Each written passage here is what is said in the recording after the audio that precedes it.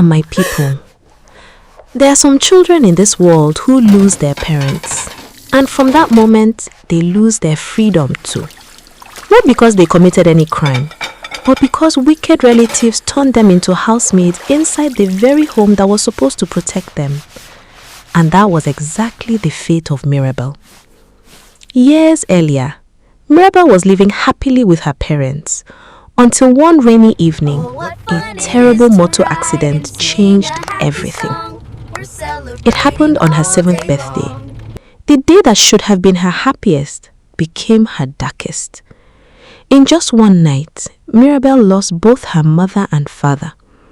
She suddenly became an orphan with nobody to run to except her father's elder brother. Her uncle welcomed her into his home with kindness, but his wife, from the very first day until Dee never truly wanted Mirabel in that house, especially after discovering that Mirabel's late father had secretly left behind lands, properties, and money for his only daughter. Before his death, he handed every document and his will to the family lawyer with strict instructions that everything should remain untouched until Mirabel became old enough to take control of it herself. The moment Auntie Odi heard this, peace disappeared from the house completely. "Why can't you manipulate your way and get that will? After all, you were his elder brother," she told her husband one day at the dining table. But Mr. Odi might be poor, but honest. He bluntly refused, saying it wasn't theirs to take. This added more salt in the injury. To her, Mirabel was no longer just an orphan. She became a threat, a reminder that another woman's child owned what she could never control. And from that day, suffering became Mirabel's daily food. 11 years passed.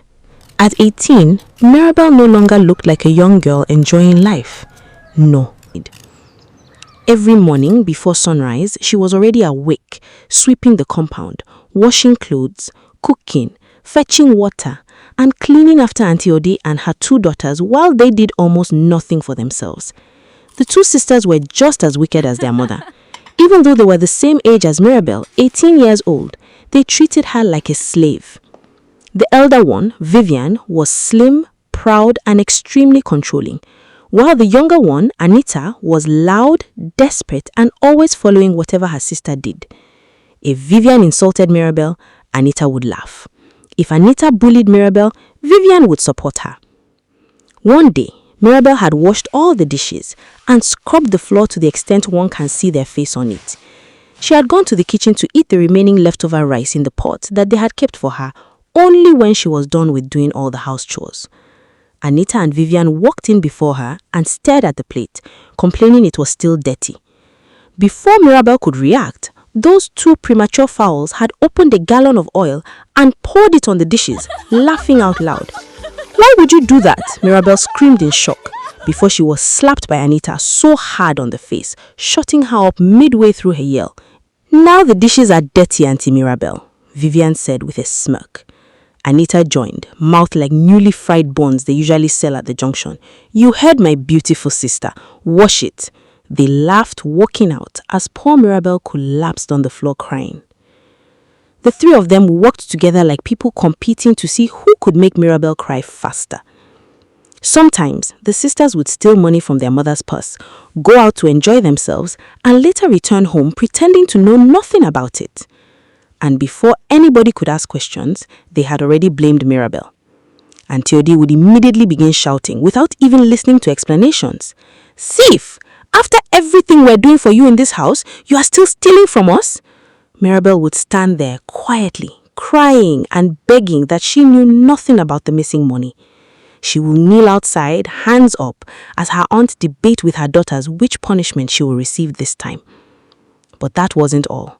Her sorrows usually had a PRO max stage, and that's whenever her uncle traveled for business. There were nights Mirabel slept hungry, while food remained in the kitchen. Auntie Odi and her daughters would eat first, then leave whatever remained inside the pot without calling her. Sometimes, after washing plates late at night, Mirabel would quietly enter the kitchen, eat the cold leftovers alone, and return to sleep in the passage corridor, like a stranger inside the house. And still, despite everything, she remained kind. One afternoon, after spending hours cooking ogbono soup for the family, the sisters, who were the same age as Mirabel, tasted the food and immediately began complaining. "What kind of nonsense soup is this?" Vivian snapped. Anita dropped her spoon dramatically. "Even prisoners eat better food than this." Mirabel tried explaining softly that she cooked it exactly the way their mother instructed her to. But before she could finish speaking, Anita carried the hot pot of soup and carelessly poured it on Mirabel. The two sisters burst into laughter like unrefined hyenas as Mirabel cried out in pain. Instead of sympathy, Auntie Ode only hissed from where she sat. "Maybe next time your brain will work properly." Inside that house, Mirabel had nobody except her uncle. Her uncle truly cared for her, but he was too gentle and too unaware of how deeply his wife and daughters hated Mirabel whenever he was absent. To Auntie Ode, Mirabel's presence was an irritation she desperately wanted to get rid of. And unfortunately for Mirabel, that opportunity came sooner than anybody expected. Because one evening, her uncle suddenly collapsed. He was rushed to the hospital, and the doctors delivered terrible news. He needed urgent heart surgery. The treatment was far more expensive than anything the family could afford.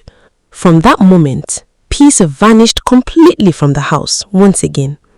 Yes, the little peace that was left vanished. Auntie Ode began complaining morning and night. "Where do they expect us to see that kind of money from?" she would say to her two daughters. "Even if we decide to sell Mirabel now, for example, I'm not sure it will still pay up the bills."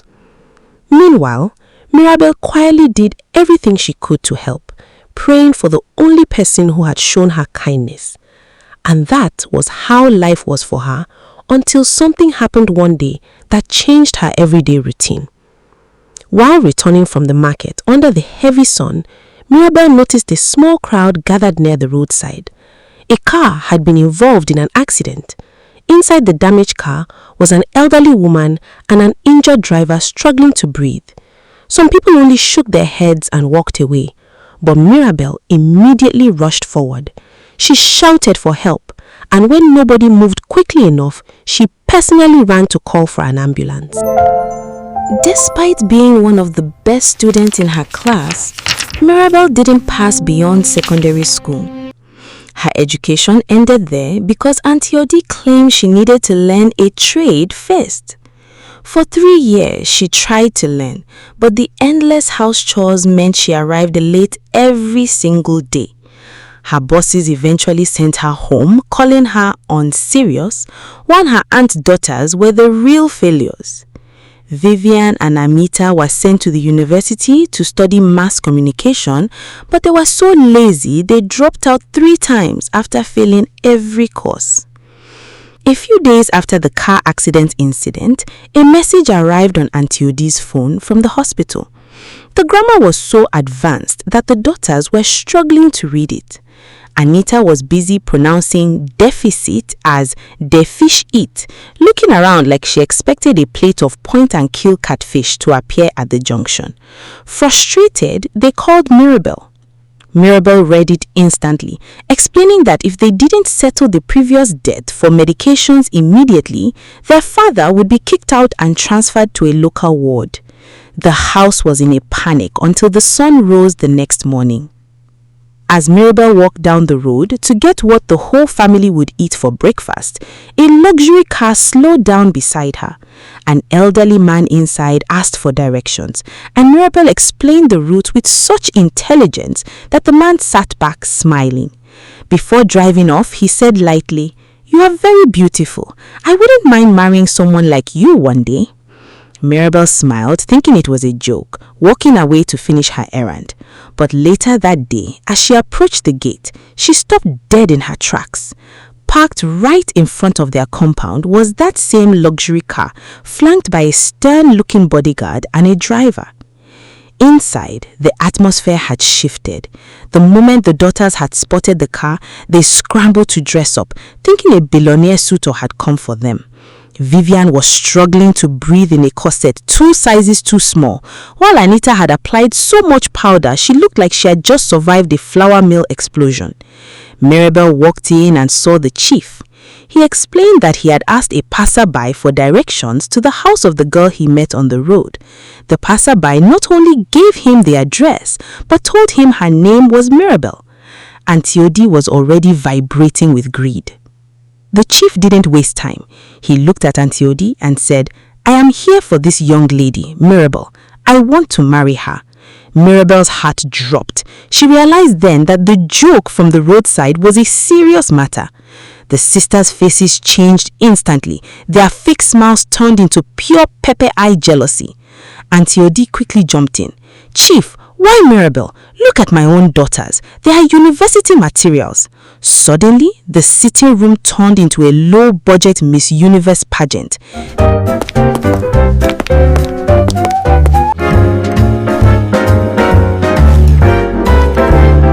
They were posing and rotating like chickens on a grill. But Chief Ifendo didn't even blink. He pointed at Mirabel and insisted, "No, I want Mirabel."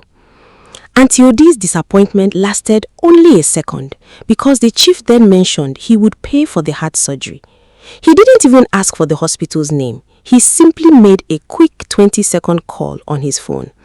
Before he even dropped the device from his ear, a loud ping echoed through the room. Auntie Odi looked at her phone and gasped. It was a notification from the hospital confirming that the entire bill had been settled in full. The entire house froze in shock. Then he wrote an additional check of 80 million naira for the family. The chief then laid out his condition. Mirabel would live with him until he decided to pay the bride price or fix a wedding date. Auntie Odi didn't even blink. She signed the document so fast the pen almost caught fire. "Is that all you want, Chief?" she asked, clutching the check. "I beg, even if you don't feel like paying the bride price, no problem. Just take her and go." Vivian and Anita stood there, fuming that the housemaid was the one being bought for millions. Mirabel stood in the center of the room, paralyzed. She watched her own aunt sell her like a piece of furniture right in front of her eyes. Yes, she was happy her uncle would be fine now, but the other part of her didn't know what to say. Auntie Odi turned to her with a fake chilly smile and said, "Go and pack your rags, Mirabel. You are leaving this house tomorrow."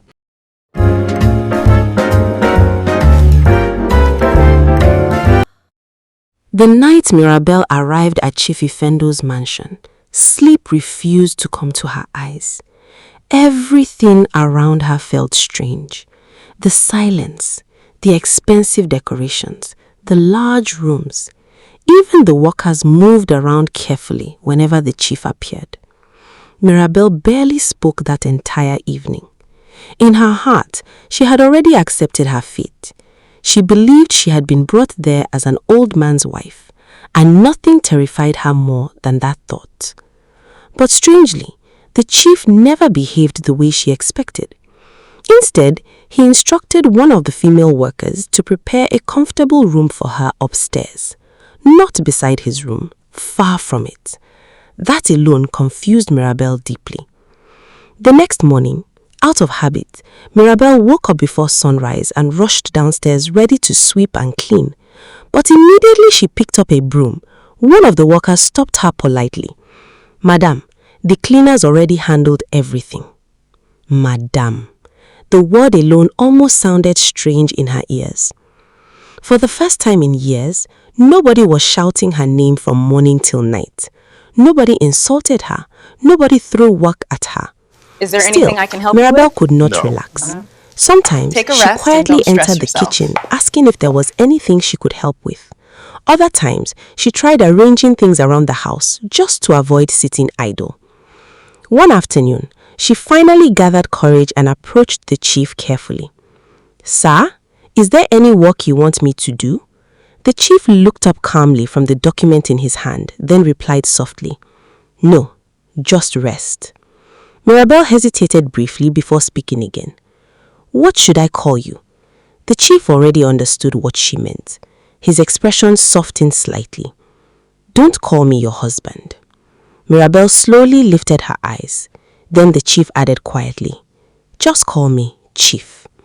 That moment stayed in Mirabel's mind for a long time, because somehow those words gave her relief she could not explain. Days passed quietly, and slowly Mirabel began adjusting to life inside the mansion. Then one afternoon, Chief Ifendo accidentally forgot some important document at home and urgently asked Mirabel to bring them to his office. At first, Mirabel felt nervous entering such a massive company building. But while waiting for the chief to finish a meeting, her eyes wandered towards some financial records left open on the desk. Something about the numbers looked wrong, very wrong. At first she ignored it, but after checking again carefully, she noticed repeated figures hidden inside the company accounts, small amounts, repeated many times, the kind of thing most people would overlook. When the chief returned, Mirabel nervously mentioned it to him. At first, he seemed surprised she even noticed anything, but after ordering a proper investigation, it was discovered that one of the accountants had secretly been stealing money from the company for months. For the first time since Mirabel entered the mansion, the chief looked genuinely impressed. That evening, he asked her a question she never expected. "Do you still want to continue school?" Mirabel almost thought she heard wrongly, because deep inside her, the dream of becoming an accountant had never truly disappeared. It had only been buried beneath suffering. Weeks later, the chief began making arrangements for her university admission, and for the first time in years, Mirabel slowly began feeling hopeful about life again. Meanwhile, back at Auntie Odi's house, jealousy was growing dangerously, especially after Mirabel's uncle recovered gradually and began calling her often. Whenever he asked about her well-being, Mirabel always answered respectfully. She never once complained about the suffering she endured in his house. That alone made Auntie Odi even more uncomfortable. Then one evening, while Mirabel spoke with her uncle on the phone, she innocently mentioned that most of the house workers had traveled temporarily and the mansion was quieter than usual. The moment Auntie Odi overheard that part, an idea immediately entered her mind. She convinced her husband to let his daughters come over there and help with the house chores for the time being. After all, that was their cousin's husband's house. That same night, she called her daughters into her room, and before morning, a new plan had already been arranged. A few days later, Vivian and Anita suddenly arrived at Chief Ifendio's mansion, pretending to have changed completely. The two sisters spoke softly, acted respectfully, and even apologized to Mirabel repeatedly. At first, Mirabel found it difficult to believe, but deep inside her, she truly wanted to think they had changed. After everything, they were still family, so she convinced the chief to allow them to stay temporarily and also help around since the workers weren't around. And that was exactly what the sisters wanted, because the moment they entered that mansion, their real mission began. Vivian's target was clear, the chief himself, while Anita, loud and desperate as always, followed every instruction her elder sister gave her. The two sisters came prepared with expensive clothes, fake smiles, and empty determination to become rich by any means possible.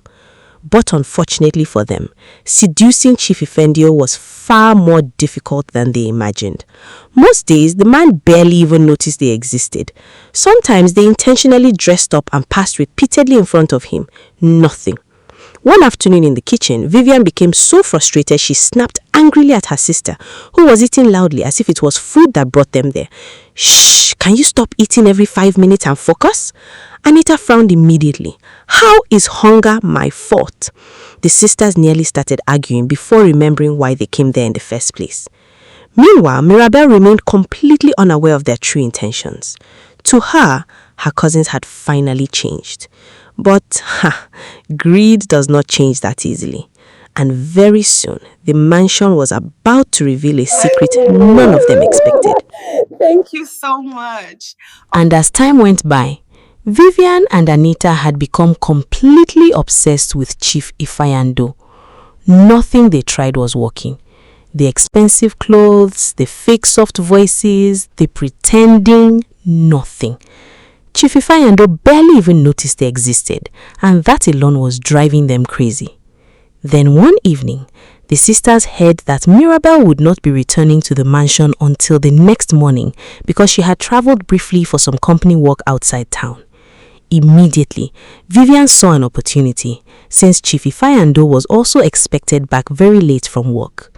So the sisters came up with what they believed was the perfect plan, thinking that if the chief could just see them differently for one night, everything would change. Before evening fully entered, the two sisters dressed up heavily and entered the chief's room secretly. Anxious and hurried whisper, Anita kept adjusting her dress nervously, asking, "Are you sure this thing will work?" Vivian rolled her eyes immediately, snapping, "Just keep quiet and lie down properly." The two sisters arranged themselves dramatically on the chief's bed, waiting confidently like actresses inside a low-budget romance film. Minutes passed, then hours, and still there was no chief. Anita was already complaining that her back was paining her, but Vivian hissed angrily, muttering that riches is not easy. Suddenly, they heard footsteps approaching the room. Excited asp, immediately both sisters sat up excitedly whispering, "He's coming!" But before the door opened, they heard Mirabel's voice outside speaking to one of the workers, and the sisters froze instantly. Panic immediately entered the room, and quickly the two sisters jumped off the bed and hid underneath it just before the door opened. Completely unaware that two full-grown women were hiding beneath the bed like frightened thieves, Mirabel quietly entered the room and walked straight toward the cupboard. Chief Ifeanyi had called earlier asking her to help bring an important file before morning. After searching briefly, Mirabel found the file she needed, closed the cupboard properly, and quietly left the room again. The moment the door closed, the sisters crawled out from underneath the bed, and Anita immediately started dusting herself dramatically, crying, "I almost died there." Meanwhile, Vivian was still complaining bitterly, wondering why out of everybody in the house, it had to be Mirabel that came back. But instead of listening properly, Anita had already started touching random documents carelessly on the table. Then suddenly, everything scattered to the floor. Vivian nearly screamed, backing, "Anita, why are you always behaving like a confused goat?" Immediately, the two sisters knelt down trying to arrange the papers properly before anybody noticed.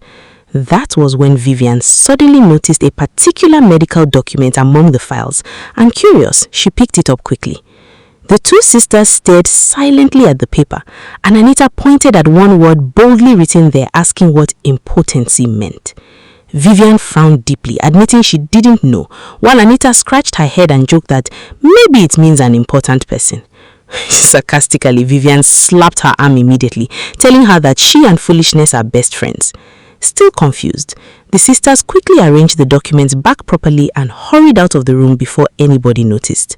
But from that moment, everything slowly began changing as the sisters continued trying everything possible to seduce the chief, though nothing worked. Days passed, weeks passed, and still nothing happened. Are we not even a whole snack for this guy to notice us? Are we invisible? The more the chief ignored them, the more bitter the sisters became toward Mirabel. Soon, they convinced themselves that Mirabel was secretly controlling the chief against them, and once jealousy entered their hearts fully, wickedness followed immediately. One evening, the sisters secretly traveled back to the village to meet their mother, and Auntie Odi listened carefully as they complained bitterly.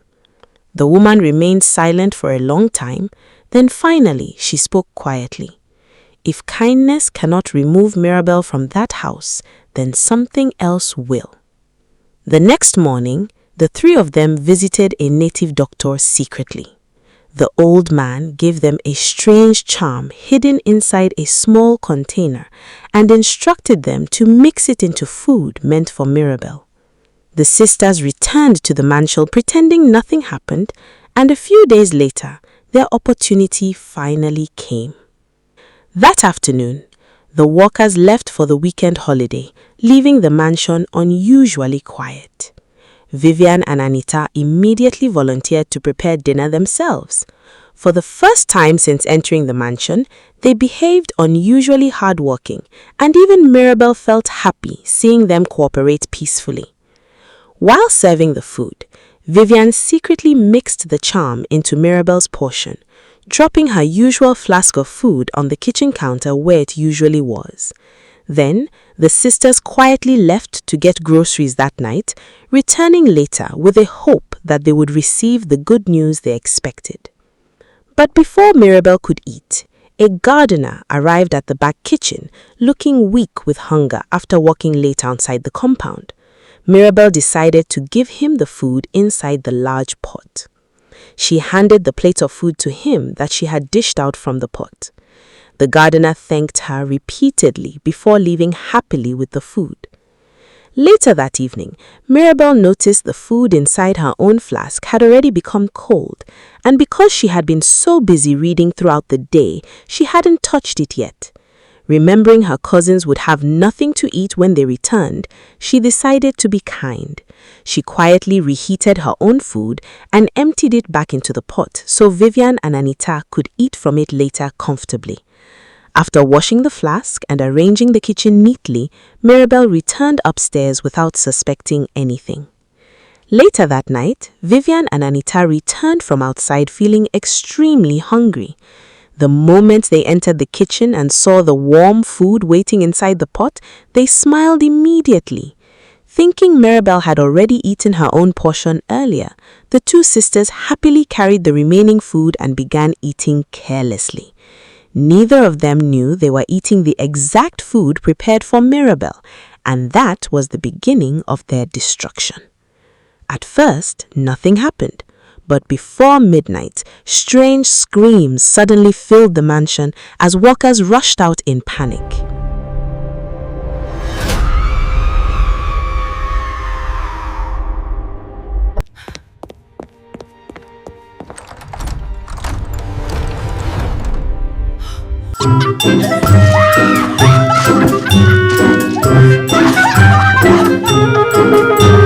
Vivian was rolling on the floor, crying uncontrollably, while Anita was laughing and shouting at the same time.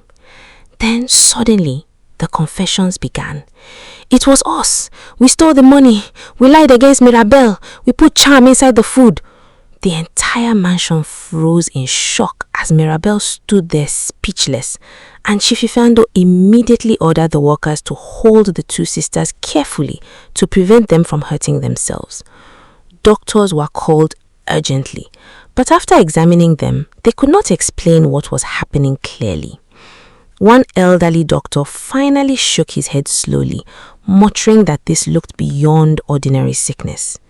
Immediately, Auntie Odi and Mirabel's uncle were contacted, and the moment Auntie Odi arrived and saw her daughter screaming and confessing publicly, her legs nearly gave way. At first, she denied knowing anything, but as the pressure increased, she broke down completely and soon began confessing how they blamed Mirabel falsely, starved her, envied her inheritance, and planned to destroy her life. Mirabel stood quietly listening while tears gathered in her eyes. Meanwhile, Chief Ifeanyi remained silent for a long moment. Then finally he spoke, and what he revealed changed everything. He explained that he never truly intended to marry Mirabel. He never paid any bride price, and the arrangement was never legal. He only brought her out of that house to save her. Everybody looked shocked as the chief revealed the real truth about how his mother and driver had been involved in a terrible accident a month before meeting Mirabel properly. While other people stood watching helplessly, Mirabel was the only person who rushed to help them. Even after losing her own parents in a car accident years earlier, she still chose kindness instead of fear, and that alone touched him deeply. So, he investigated her quietly, and what he discovered about her suffering broke his heart completely, prompting him to lower his voice softly and say, "I could not ignore her suffering." Then after a short silence, he added, "And besides, I was never planning to marry anybody." The room became quiet as the chief glanced briefly toward the medical file still lying among the documents nearby on the table. He continued calmly, "I cannot have children, and I refuse to marry any woman only to make her suffer because of me." Suddenly, every strange thing about the mansion finally made sense. The separate room, the distance, the respect, the silence, everything. Then the chief turned toward Mirabel gently. "You are not a debtor, and you are not my prisoner." Mirabel's eyes immediately filled with tears as the chief continued softly, telling her that any day she decided to leave, nobody would stop her. But until then, she should finish her education and build the life she deserved. For the first time in years, Mirabel truly felt free. Her uncle broke down emotionally and apologized repeatedly for failing to protect her. And although Mirabel forgave them, some consequences could not be escaped so easily. Because while peace slowly returned to the mansion, Auntie Odi was still running from one village to another, desperately searching for the native doctor who had disappeared completely. That morning, on the day of her departure, as she prepared in her room, the phone rang, an unknown number. It was her parent lawyer. After years of searching, he had finally tracked her down. He explained that he had been trying to reach her since she turned 18, but her aunt had intercepted every attempt. The aunt had lied, telling the lawyer that Mirabel had run away, and she had even blocked his contact on both her and her husband's phones.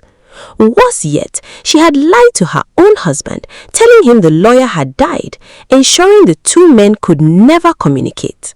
But now, with the truth finally surfaced, the inheritance was officially hers, waiting for the moment she was ready to claim it.